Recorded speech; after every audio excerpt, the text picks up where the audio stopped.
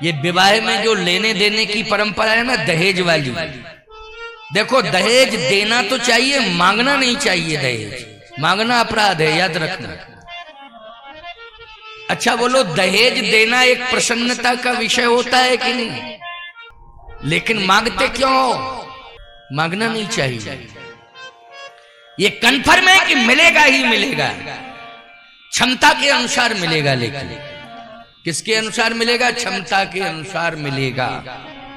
Demand नहीं करनी चाहिए, लेकिन आज डिमांड होने लगी है। यही है दहेज रूपी धनुष। डिमांड हो रही है, ये दहेज रूपी धनुष है। और त्रेता में भगवान राम ने पिनाक रूपी धनुष को तोड़ा था, लेकिन आज इस कलयुग में दहेज रूपी धनुष को कौन तोड़ेगा? बोले भगवान नहीं तोड़ेगा। इस दहेज रूपी धनुष को तो भारत का नौजवान तोड़ेगा।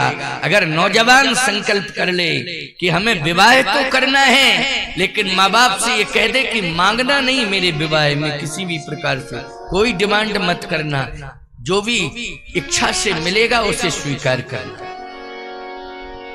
मानना ना मानना ये समाज की बात है, मेरा कोई विशेष दबाव नहीं है, मैं तो कह सकता हूं। लेकिन मानने के लिए समाज जिम्मेदार है। मानना हो मानिए, नहीं मानना हो मत मानिए। हम तो महात्मा ठहरे, मुझे तो बेटा बेटियों के विवाह करने नहीं है, लेकिन बात कह रहा हूं शास्त्र की कि देने वाला दहेज देगा ही देगा, और जो दे दे उसे स्वीकार कर लो, लेकिन डिमांड मत करो इतना ही लूंगा तभी विवाह स्वीकार करूंगा। नहीं, दाइज दियो बहुभांति, जनक जी ने बहुत प्रकार से दहेज दिया था, लेकिन दशरथ जी ने मांगा नहीं था। यह है रामायण का प्रमाण। मांगा नहीं था उन्होंने। मांग सकते थे। राम लक्ष्मण भरत शत्रुघ्न कितने प्रभावशाली बेटे पाए, जितना मांगते उतना जनक जी दे देते। जब तुम साधारण से साधारण के कई लाख मांग लेते हो, ये चाहिए वो चाहिए, टीवी, कूलर, फ्रिज, पंखा, डबल बेड, सोफा सेट, दिमाग अपसेट। क्यों भाई? सुनने वाले का दिमाग अपसेट हो गया। ये क्या फालतू की बातें कर रहा है? आज घर में बेटी का जन्म होता है तो सबसे पहले पिता यही सोचता है ना कि अब विवाह में बहुत धन लगेगा। क्यों भाई? बहुत धन लगेगा, इतना पैसा कहां से पाऊंगा, कहां से लाऊंगा, यही सोचने लगता। खबरदार, बेटी जिस घर में जन्म लेती है, पिता को चिंता इसलिए नहीं करनी चाहिए क्योंकि बेटी जो है अपना भाग्य लेके आती है। समझ लेना, तुम तो केवल माध्यम हो। बेटी क्या लेके आती है? अपना भाग्य लेके आती है। और याद रखना, उसके विवाह के समय कैसे तुम्हारे पास धन की पूर्ति होगी इसका तुम अनुभव कर लेना। लेकिन तुम बचपन से ही जब जन्म हुआ तो रोना शुरू कर दिया, तो भगवान कहते हैं इसका मतलब मेरे पर तुम्हें भरोसा नहीं है। तो अब तुम रो, जितना रो सकते हो अब तुम रो। नहीं नहीं नहीं, बेटी को तो घर में लक्ष्मी के रूप में स्वीकार किया जाता है और वो अपना भाग्य लेके आती है और दोनों कुलों के कल्याण के लिए आती है। वो पुत्री पवित्र किए कुल दो, ये पुत्री के लिए लिखा है, पुत्र के लिए नहीं लिखा है। पुत्र भले ही एक कुल का कल्याण करने में लग जाए, लेकिन पुत्री दोनों कुलों का कल्याण करती है। इसलिए पुत्र से ज्यादा बड़ा भारी पलड़ा पुत्री का है। तराजू के एक पल्ले पर तुम पुत्र को बिठा दो, दूसरे पल्ले पर पुत्री को बिठा दो, बेटे को और बेटी को, तो बेटी वाला पल्ला भारी होगा। याद रखना, शास्त्र के मत से।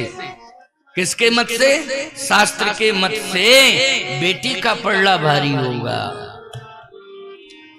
और आज देख रहे हो, तुम्हारी गलती के कारण बेटियों की संख्या कम होती चली जा रही है। तुम्हारी गलतियों के कारण हो रही है ये, इसको स्वीकार करो केवल ये श्री कोलायत जी तक सीमित बात नहीं है, पूरी दुनिया में जा रही है ये बात। पूरी दुनिया इस बात को सुन रही है और संभालने के लिए मौका मैं दे रहा हूं, सुधरने के लिए मौका दे रहा हूं। कथा के माध्यम से अभी भी परिवर्तन कर लो। आज मानवीय संतुलन बिगड़ रहा है, बोलो बिगड़ रहा है कि नहीं? बेटियों की संख्या कम होती जा रही है और भ्रूण हत्या बेटियों की हो रही है। याद रखना, ये बहुत बड़ा जघन्य पाप हो रहा है, ये जघन्य पाप हो रहा है, याद रखना। आज हमें इस पाप से बचना है। बेटी साक्षात सीता है, साक्षात लक्ष्मी है, साक्षात सरस्वती है, साक्षात पार्वती है। क्या क्या न कह दूं बेटी के लिए, साधारण मत समझना। इसलिए उसको आने दो, उसका स्वागत करो, उसको आने दो, रोकना नहीं उसे, उसको आने दो, उसका स्वागत करो। देखो फिर कितना लाभ होता है, कितने फायदे होते हैं और कितने तुम्हें पुण्य मिलते हैं, इसकी कल्पना करूं मैं, ये कल्पना से परे बात है।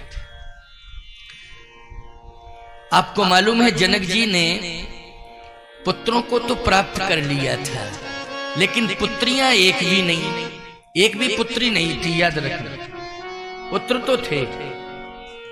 सीता जी के बड़े भाइयों की कथा आती है ना, वर्णन आता है, लक्ष्मी निधि, शील निधि, ये सब सीता जी के बड़े भाई। तो भाई तो है सीता जी के पास, बड़े भाई, लेकिन पुत्रियां नहीं थी जनक जी के पास, पुत्र तो थे। और आपको मालूम है कि जनक जैसे राजा के यहां अकाल पड़ गया था। अकाल पड़ता है तो परेशानी होती है कि नहीं होती है? बोलो कितनी परेशानी होती है? इतनी परेशानी होती है कि तुम सबको जीना मुश्किल पड़ जाता है। गिरधारी दास ने एक बात बताई थी अभी हमको, आशुदास ने भी, क्योंकि मैं आशुदास के घर पर ठहरा हूं ना, सेवा मेरी बहुत हो रही है। आशुदास का पूरा परिवार सेवा करने में लगा, ये सेवा का अवसर भगवान ने दिया है। दोनों ने एक बात बताई थी मुझे, गिरधारी दास ने भी, आशुदास ने भी।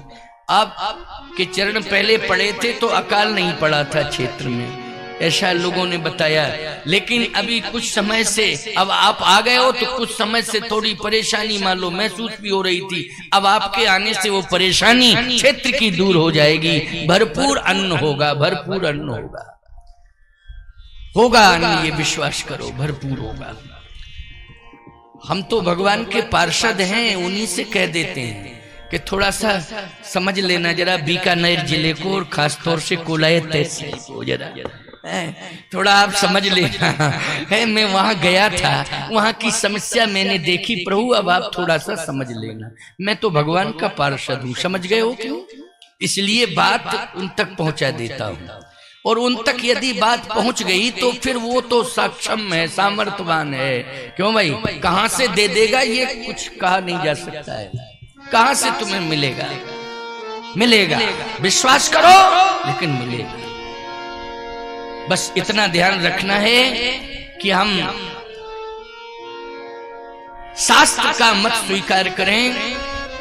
और इस कथा को, जनकपुर की कथा को सुने। महाराज जनक ने पुत्रों को प्राप्त किया, लेकिन फिर भी पुत्रियां नहीं थी, तो एक अभाव, क्या? अकाल पड़ने लगा। अकाल पड़ने लगा तो पुत्री आने से क्या अकाल दूर हो गया? आप सबको मालूम है कि जब सीता जी का जन्म हुआ तो पानी इतना वर्षा था, इतना वर्षा था कि अकाल दूर हो गया सीता जी के आने पर। तो सीता जी क्या लेके आई? सीता जी अपने साथ, सबसे पहले तो ये समझ लेना चाहिए कि सीता जी अपने साथ जल लेकर के आई हैं। क्या? जल, जिसको तुम पानी कहते हो, वो पानी लेके आई, जल लेके